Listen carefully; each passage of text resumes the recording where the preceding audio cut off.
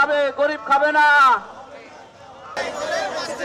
কেউ খাবে আর কেউ খাবে না, মালিক খাবে, শ্রমিক খাবে না।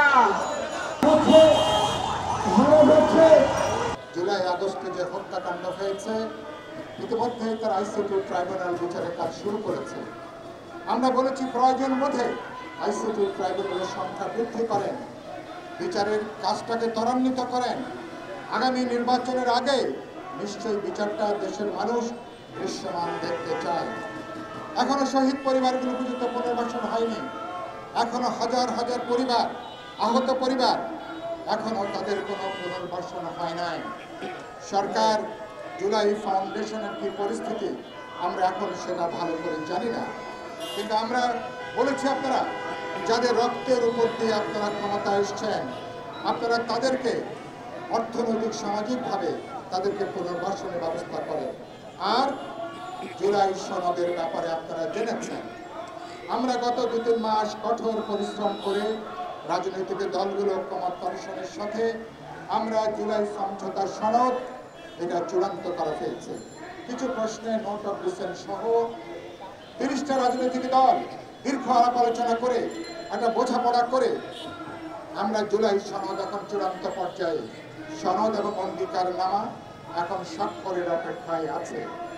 গত জুলাই মাসে এটা স্বাক্ষর করবার কথা ছিল, কিন্তু সরকারের কিছুটা দ্বিধাচিত্ত মনোভাব, ঐক্যমত কমিশনের কিছুটা দীর্ঘসূত্রিতা, রাজনৈতিক দলগুলো দলীয় এজেন্ডা উত্থাপনের কারণে জুলাই সনদে স্বাক্ষরে বারবার করে আমরা সময় নিচ্ছি, বারবার করে এটা পিছিয়ে যাচ্ছে। এখন আমরা আশা করতে চাই আগামী অক্টোবরের প্রথম সপ্তাহে জুলাই সমঝোতা সনদ স্বাক্ষর হবে। আমরা এখন আলোচনা করছি বাস্তবায়নের পদ্ধতি নিয়ে। ইতিমধ্যে আপনারা লক্ষ্য করেছেন বাস্তবায়নটা নিয়ে রাজনৈতিক দলগুলোর মধ্যে মতপার্থক্য এখন রাজপথে চলে এসছে। ঘরের কার্যে আলোচনা, ঐক্যমত কমিশনের আলোচনা, কোন দল দুর্ভাগ্যজনকভাবে রাজপথে এখন তারা সমাবেশ বিক্ষোভ আকারে এখন এটাকে তারা ছড়িয়ে দিচ্ছেন। আমরা বলেছি আমাদের মধ্যে বাস্তবায়নের প্রক্রিয়া নিয়ে যে মতপার্থক্য আছে, আমরা যদি এতদূর আসতে পারি তাহলে আলাপ আলোচনা করে বোঝাপড়া তৈরি করে ঐক্যমত প্রতিষ্ঠা করে আমরা জুলাই সনদ বাস্তবায়নের যে প্রক্রিয়া পদ্ধতি সে ব্যাপারেও আমরা একমত হতে পারবো। কিন্তু রাজনৈতিক দলগুলো টেবিলের আলোচনাকে টেবিলে রেখে সেখানে আমরা মীমাংসার জন্য আরো 1 মাস আমরা সময় নিয়েছি। ইতিমধ্যে রাজপথের শক্তি পরীক্ষার মধ্য দিয়ে খুব স্বাভাবিক এই রাজনৈতিক আমাদের যে বিরোধ, এই বিরোধটা মীমাংসা করা যাবে না। বিক্ষোভের কর্মসূচি, সমাবেশ দিয়ে, ঘেরাও দিয়ে আমরা কি রাজনৈতিক দলগুলোর মত পার্থক্য এটাকে সমাধান করতে পারবো? নিশ্চয়ই এটা সমাধান করতে পারবো না। এখানে বোঝাপড়া লাগবে, আলাপ আলোচনা লাগবে, নৈকট্য লাগবে, এখানে ছাড় দেওয়ার মানসিকতা লাগবে। কারণ আপনারা কোন দল দলীয় এজেন্ডাকে তারা দেশের মানুষের উপরে চাপিয়ে দেওয়ার চেষ্টা করছেন। কোন মহল নিজস্ব রাজনৈতিক কর্মসূচি, রাজনৈতিক এজেন্ডাকে অপর রাজনৈতিক দল এবং দেশবাসীর উপরে তারা জবরদস্তি করে চাপিয়ে দেওয়ার চেষ্টা করছেন। মেহেরবানি করে তৎপরতাটা বন্ধ করা দরকার। আগামী জাতীয় নির্বাচন কোনোভাবেই যদি পণ্ড হয়ে যায়, অন্তর্বর্তী সরকারের ভাগ্য অনেকখানি অনিশ্চিত হয়ে যাওয়ার ঝুঁকিটা বাড়বে। আগামী নির্বাচন যদি কোনোভাবে অনিশ্চিত হয়ে যায়, যদি ভণ্ডুল হওয়ার উপক্রম হয়, বাংলাদেশের বহুমাত্রিক নিরাপত্তা ঝুঁকি আগের যে কোনো সময়ের তুলনায় অনেকখানি বৃদ্ধি পাবে। ইতিমধ্যে বাংলাদেশে একটা আধা নৈরাজ্যিক অবস্থা চলছে। এই নির্বাচন যদি আজকে কোনোভাবেই প্রলম্বিত হয়, নির্বাচন যদি পিছিয়ে যায়, তাহলে বাংলাদেশের সামাজিক নৈরাজ্য খুব দ্রুতই একটা রাজনৈতিক নৈরাজ্যে পর্যবসিত হবে। অভ্যুত্থানকারী দলগুলোর মধ্যে রাজনৈতিক প্রতিযোগিতা যদি উগ্র বল প্রয়োগের, রাস্তা দখলের প্রতিযোগিতায় পর্যবসিত হয়, পতিত ফ্যাসিবাদী শক্তি এই সুযোগ অনেকে গ্রহণ করবার জন্য তৈরি আছে।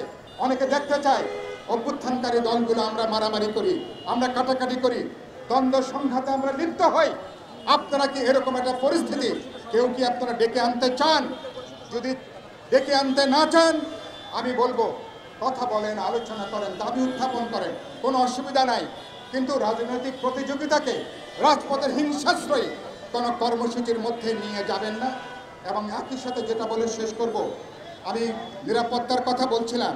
আমরা গণমাধ্যমে দেখছি কিছু কিছু ক্ষেত্রে বাংলাদেশে আমাদের এই পরিস্থিতির সুযোগ গ্রহণ করার জন্য সাম্রাজ্যবাদী আধিপত্যবাদী শক্তিগুলো তৎপর।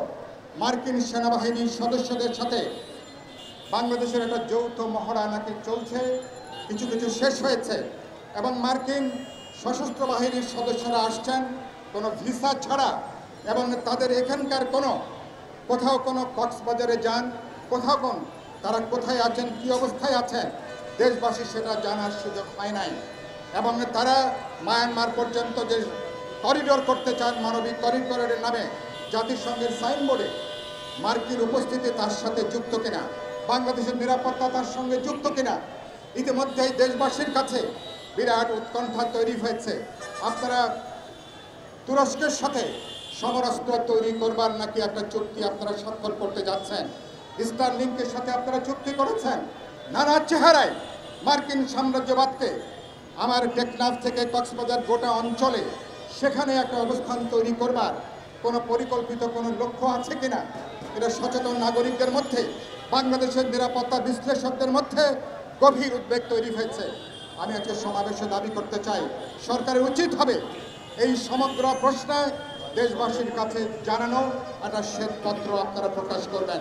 যেটা বলে কথাটা শেষ করতে চাই, বিপ্লবী ওয়ার্কার্স পার্টি অভ্যুত্থানের একটা গুরুত্বপূর্ণ রাজনৈতিক দল হিসাবে আমরা আমাদের বন্ধুদেরকে বলতে চাই, আমরা বিচার কাজ চলছে, সংস্কারের কাজটাও আলাপ আলোচনা করে বোঝাপড়া তৈরি করতে পারবো। ইতিমধ্যে বিপ্লবী ওয়ার্কার্স পার্টি গণতন্ত্র মঞ্চ বিভিন্ন দলের সঙ্গে আমরা আলাপ আলোচনা করছি, বোঝাপড়া বাড়িয়ে তুলতে চাই। আমরা সকল দলের সঙ্গে আলোচনা করব, কথা বলে আমাদের বিরোধটা কমিয়ে এনে সনদ বাস্তবায়নের ব্যাপারে আমরা কার্যকর সিদ্ধান্ত গ্রহণ করতে চাই। একই সাথে বলতে চাই, চলেন আমরা সংস্কার বিচারের প্রক্রিয়ায় আগামী ফেব্রুয়ারি যে জাতীয় নির্বাচন, সেই নির্বাচন যাতে অবাধ নিরপেক্ষ পরিবেশে হতে পারে। আগামী ফেব্রুয়ারি নির্বাচনের আগে সরকারকে অবশ্যই তার পক্ষপাতদুষ্টতাকে বেরিয়ে আসতে হবে। নির্বাচন কমিশনকে অবশ্যই তার কার্যকারিতা প্রমাণ করতে হবে। সরকার এবং নির্বাচন কমিশনকে প্রমাণ করতে হবে এটা অবাধ নিরপেক্ষ বিশ্বাসযোগ্য নির্বাচনের ক্ষমতা তারা রাখে। বাস্তবে নির্বাচন একটা যৌথ অর্কেস্ট্রার মতন, সরকার, রাজনৈতিক দল, নির্বাচন কমিশন এবং ভোটারেরা সবার একটা সম্মিলিত উদ্যোগের মধ্য দিয়ে আগামী ফেব্রুয়ারি মাসে জনগণ তার প্রতিনিধি নির্বাচন করবে। বাংলাদেশ গণতন্ত্রের পথে হাঁটবে, গণতান্ত্রিক অভিযাত্রার পথে হাঁটবে। বিপ্লবী ওয়ার্কার্স পার্টি আপনাদেরকে সাথে নিয়ে আমরা এই গণতান্ত্রিক অভিযাত্রাকে সম্পন্ন করব, তাকে সফল করব, অভ্যুত্থানের অর্জনকে রক্ষা করব, বাংলাদেশকে রক্ষা করব, বাংলাদেশের সার্বভৌমত্বকে আমরা রক্ষা করব।